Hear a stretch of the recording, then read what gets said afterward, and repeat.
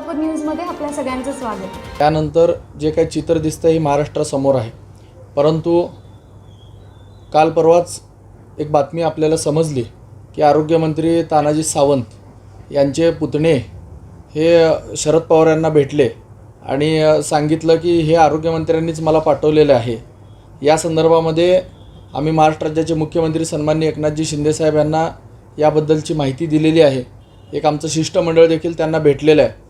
आरोग्यमंत्र्यांना माझं सांगणं आहे की मुख्यमंत्र्यांच्या सोबत काम करत असताना कुठंतरी एक पुतण्याला पाठवून तुम्ही पक्षाला अल्टिमेटम देणं किंवा पक्षाला कुठंतरी आपलीच मालकी हक्क आहे असं दाखवणं हे बंद केलं पाहिजे। शिवसैनिक असं कधी सहन करणार नाहीत।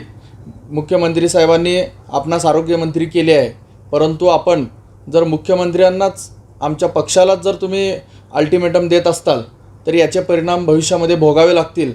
तुमचा एक पुतण्या शरद पवारांना भेटतो, दुसरा पुतण्या पक्षाला सांगतो की जर आम्हाला आमचा विचार केला नाही तर आम्ही वेगळा विचार करू।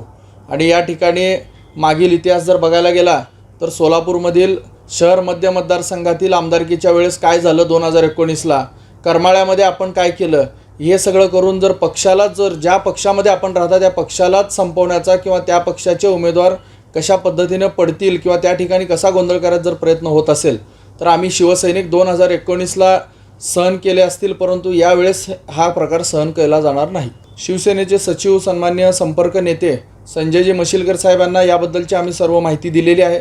सर्व आमचे शहर प्रमुख, आमच्या जिल्ह्यातील 4ही जिल्हा प्रमुख महेश चिवटे, चरण चौरे आणि ठोंगे पाटील आणि आम्ही मुख्यमंत्री साहेबांना याबद्दल 2 दिवसामध्ये भेटणार आहे याची कल्पना देखील आधी आम्ही दिलेली आहे। त्या संदर्भातली माहिती आमचे सचिव त्यांच्यापर्यंत पोहोचवत आहेत, कारण अशा पद्धतीनं जर वक्तव्य होत असतील तर पक्षाचे खरे शिवसैनिक, निष्ठावंत शिवसैनिक दुखावले जाणार आहेत।